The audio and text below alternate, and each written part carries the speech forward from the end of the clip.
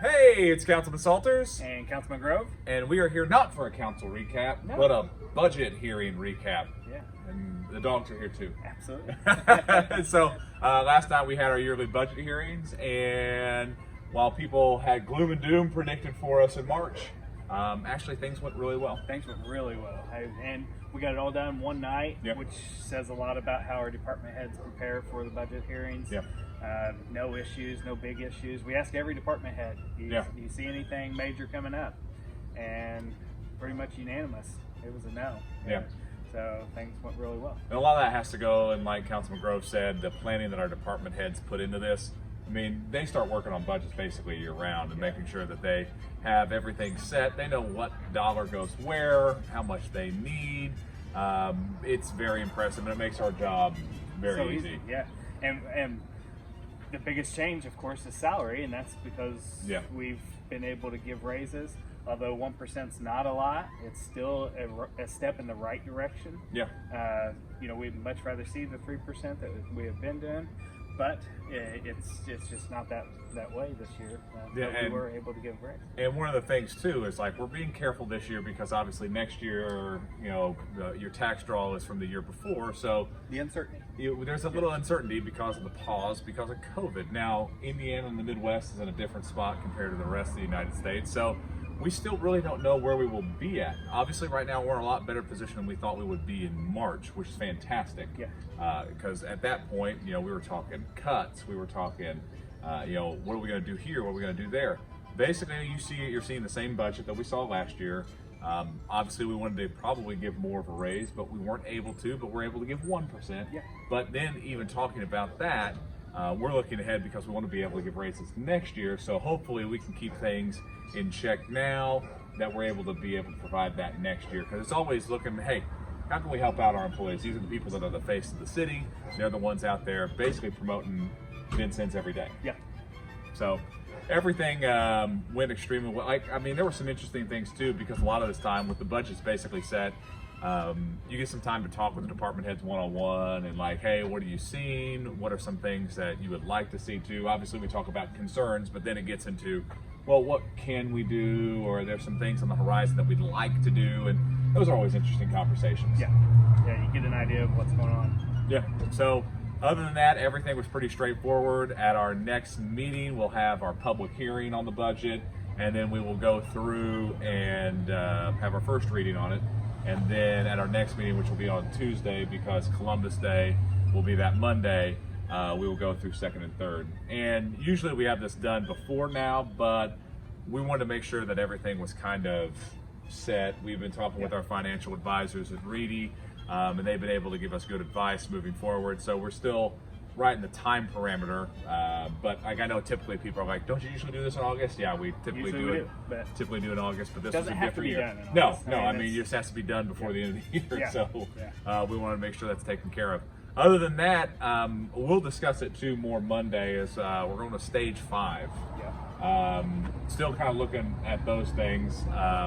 What that means, and I know Councilman Grove and I've talked about it a little bit, is it takes off like restrictions on caps on what can be in buildings. It does take off like gathering limitations, but they ask that if you're going to have an event bigger than 500, that you consult with your local and county leaders to be able to have a plan in place. The key thing that I want to emphasize is make sure you know the businesses that you're going in, the rules that they have. You're still going to see businesses encourage masks. The mask mandate is still in effect till October 17th. And then they'll reevaluate it then, but they might have some other restrictions that's put into place, and that's perfectly fine. They're the business, the nonprofit, the facility that's doing that. So a lot of good things though. Good movement for the city of Vincennes, good movement for Knox County. Anything you want to add? Yeah, I did. And as we're talking, hashing this out, but one report that we saw last night was the COVID relief fund for the small businesses. I was a little disappointed not to see more businesses out there. So if you operated a business last year in Vincennes, you qualify. Yeah, I mean, There- you were and affected by COVID.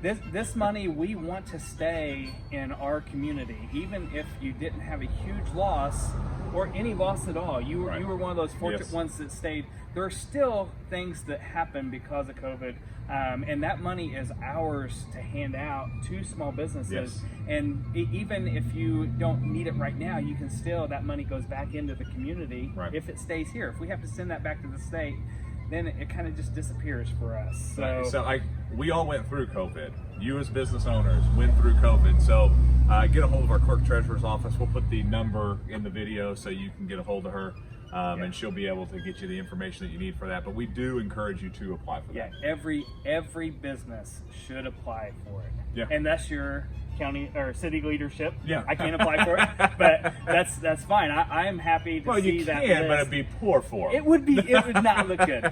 But I was happy to see the list of businesses, but also I was disappointed that more hadn't applied. And I hope it's not because we haven't got it out there. You and I have talked about it a lot. Yeah. But if you know somebody, hairdressers, restaurants, those little, even like the sole proprietors, that you're a single owner, sole proprietor, you still qualify for $2,000, Yeah. and it is.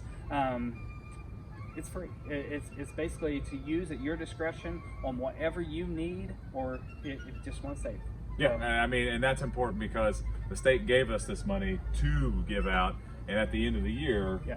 then it goes back to the state. So we want that money to stay here in Vincennes. We want that money to go to the businesses that are here. So make sure you contact our clerk treasurer so she can get you the information that you need. And we want to get rock and rolling on this because it's vitally important. So, I mean, those were some of the big things we did discuss. Obviously, it was a different budget hearing. And it was the first budget hearing for the new council. Yeah. So we set it up so people can ask questions. I mean, that was one of the big things. And the mayor went through too. We're gonna have some explanations because the city has CARES dollars, just like we're trying to make sure that we have available for our small businesses.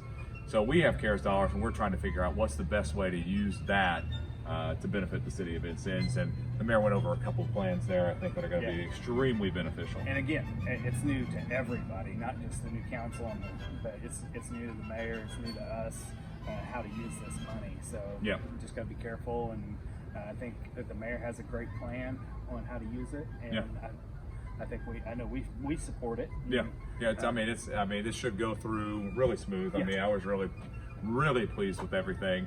I mean, and it was just easy to read. And if you guys have more questions about the budget and things like that, feel free to reach out to us anytime. Yep. I mean, we'll be able to explain it. We don't want to get too much in the weeds because it does get a little bit There's a lot of monotonous. numbers. There's There's a tons lot of of numbers. It's not something you can just sit down and look at in an hour. I mean, you got to break it up into some segments and to really get through it. Yeah, and it's not like it's extremely complicated, but it can get overwhelming at times. I know the first time that I looked at it when I was first on in council, it's almost overwhelming, but the more that you look at it, the more you understand it, and then you start looking for certain things, and then you start seeing patterns, and then you start seeing what you saw from last year and those kind of things, and you start asking similar questions, and that really keeps us in a good spot. And like I said, like compared to other municipalities, cities, towns around us, man, we are in a really good spot. Obviously, we would like to be in a better spot. Yeah. I mean, I think everybody would, but we're in a really good spot. We've been kept really just moving smoothly through this because of our department heads, and we can't thank them enough. So that's the update we have on the budget. Other than that, we will come to you Monday after council. Yep. All right, see you then.